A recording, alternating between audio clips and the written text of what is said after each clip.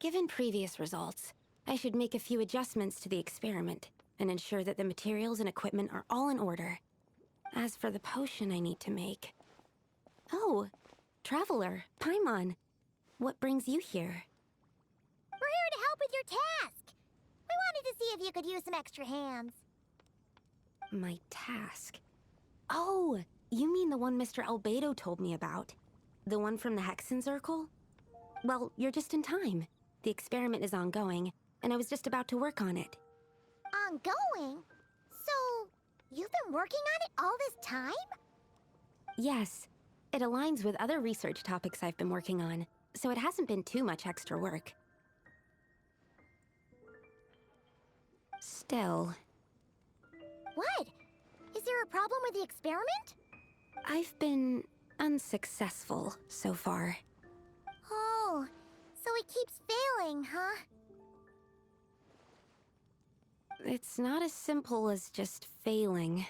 The whole theoretical framework behind this task is a bit more complicated than I imagined.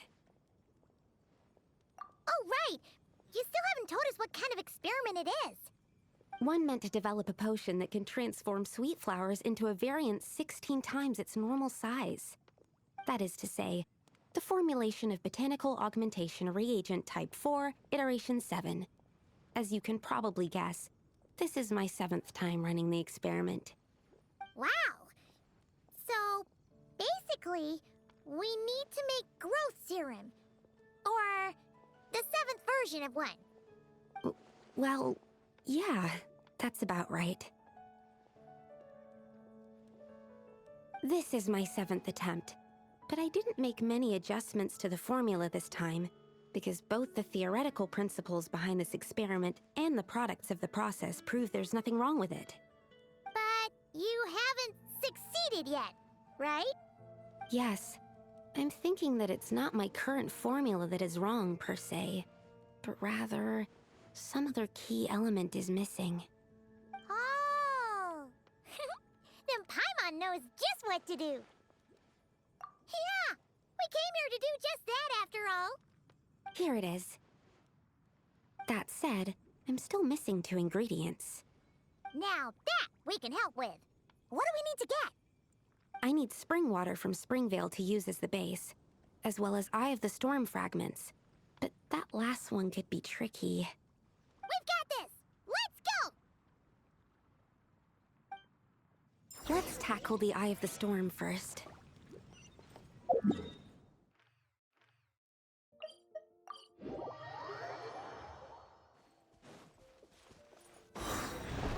Animal test 6308. Fire hazard!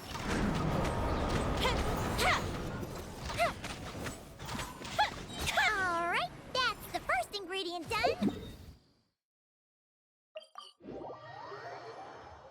Wow, you two work fast. That step usually takes me forever. We can get the spring water down there.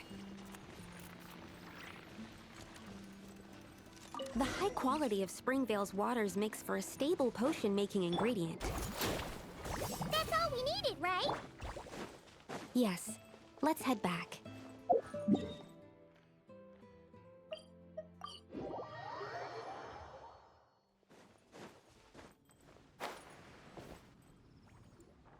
All right, the ingredients are ready and the cauldron is just over there, so we should be good to go. But, Is something wrong? No. It's just... Do you mind if I watch from the side? Just for the purposes of accurate recording, I mean. I know lots of people don't like being scrutinized during experiments, so... Thanks. Then, I'm ready to go whenever you are. I'll make sure to take detailed notes, too. So, are you ready to start the experiment?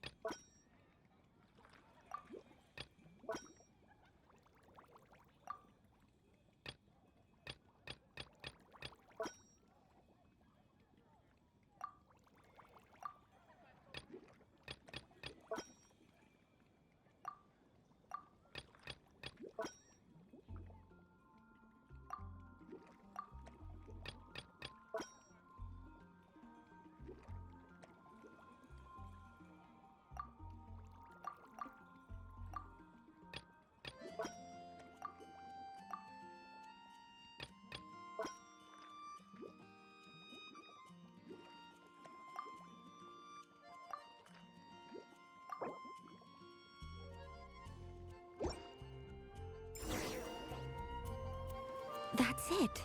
Your execution was perfect. Really? Yes, I don't see any flaws in the brewing at all.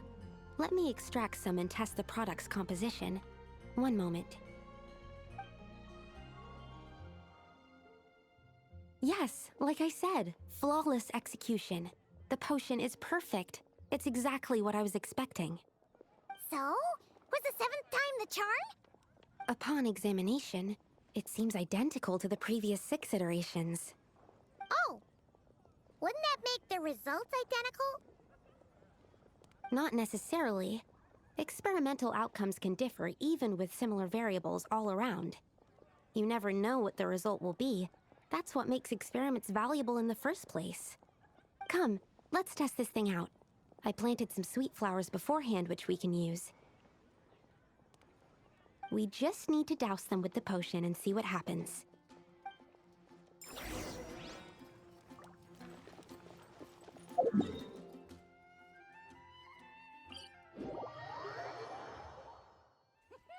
Watch me make a snowball! Pew!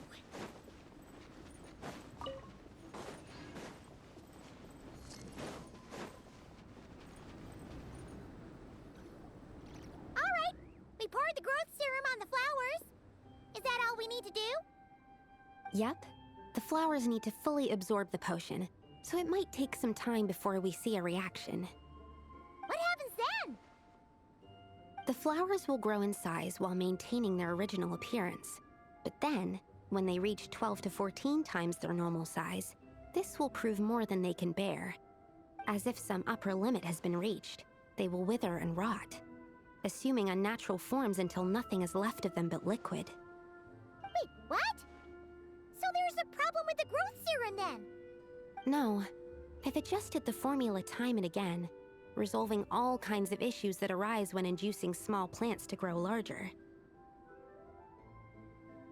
Issues like ensuring that the leaves don't get too large, strengthening root diameter and load-bearing capacity, calculating how the increase in surface area might affect sunlight exposure and nutrition.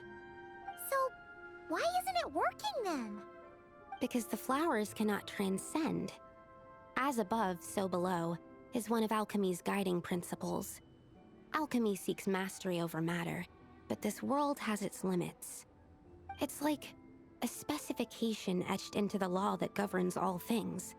Part of the purpose of doing multiple experiments is to determine if this specification is stable. Exactly. It proves that the limit continues to exist.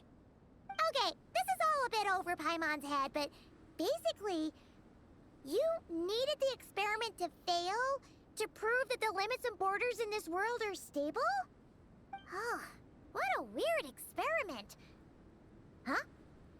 Looks like one of the flowers is reacting. Wait a second. That's not a sweet flower at all. Careful! It's a whopper flower. It must have absorbed some of the potion. Wait, but that's happened before, and it's never gotten this big either. Can this mean... We can talk about this later. Let's get rid of it first.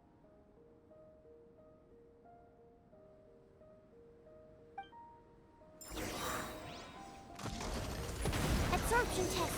Swirl. Mark 2. Seems like an emergency. A bitter pill to... Shine down. Here come the fireworks. Wibbly wobbly. Don't be nervous. Just relax.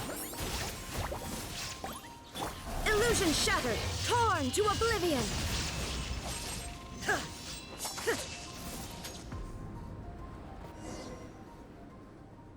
Phew, we did it. Even at that size, a whopper flower is just a whopper flower. But, was it supposed to get that big? I could only make a rough estimate during the battle, but it looked at least 16 times its original size, maybe even larger. This means that the experiment worked. Wait, but isn't that a good thing? I'm still not sure what the implications are. But if further attempts succeed in reproducing this result, that means that something's different. Perhaps the limits and laws of this world are changing due to some unknown factor. I can't say if that's good or bad, but from an alchemical perspective at least, expanded boundaries means that more possibilities are now open to us. Either way, this brings my task to an end. Seems so. That said, it could also be an effect of the person who made the potion. There could also have been something special about this particular whopper flower. There's a lot that still needs to be confirmed, so I suppose this task opens the way for further questions. Well, we're here if you ever need some help. Just think about it! Paimon could probably beat a whole gang of treasure hoarders to a pulp if you were 16 times bigger! I have my doubts. The only reason the serum worked on the whopper flower was because its internal structure was similar enough to a sweet flower. If you drank some, you might become 16 times bigger, but you might also turn into a plant-based life form. Yeah, nope. That's not happening then. Oh, by the way, Paimon wanted to ask, why is all your research focused on things like sweet flowers and sunsettias? Oh, that's simple. Both sunsettias and sweet flower nectar taste sweet.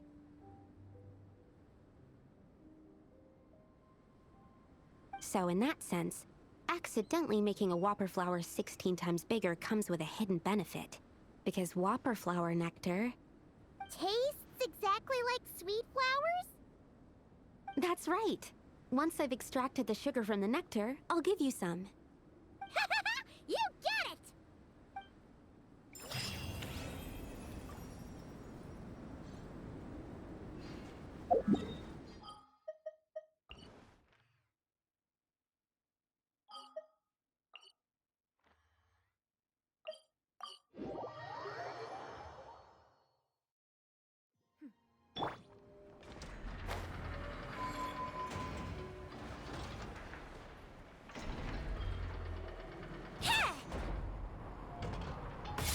Don't slip and fall!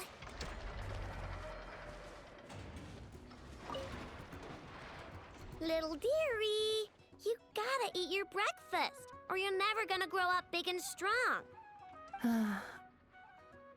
I know. There is still lacquerberry residue hanging from the corner of its mouth. Huh? What? Its recovery is progressing smoothly. In a few more days, we can ask Miss Lauma to send it back to its herd. I know. I am sure you know that it deserves to go back home instead of staying with us. But... Did the Lady Moonchanter from the Frost Moon Scions not say as much when she came to treat the deer? Its family might be worried about it. Once it has recovered, it would be best to send it home. I know, but, you know, it obviously hasn't recovered yet. Does your leg still hurt? Do you want to go home? I know. Didn't the Lady Moonchanter promise us that she would come and pick up the deer? When the time comes, let's ask her to listen to what the deer has to say again.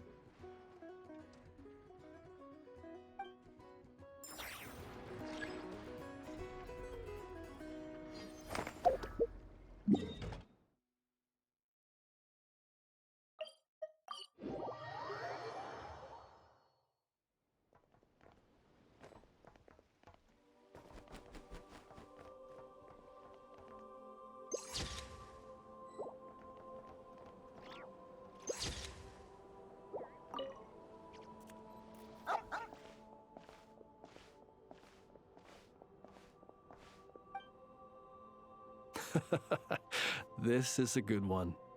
Here, take this meat for yourself.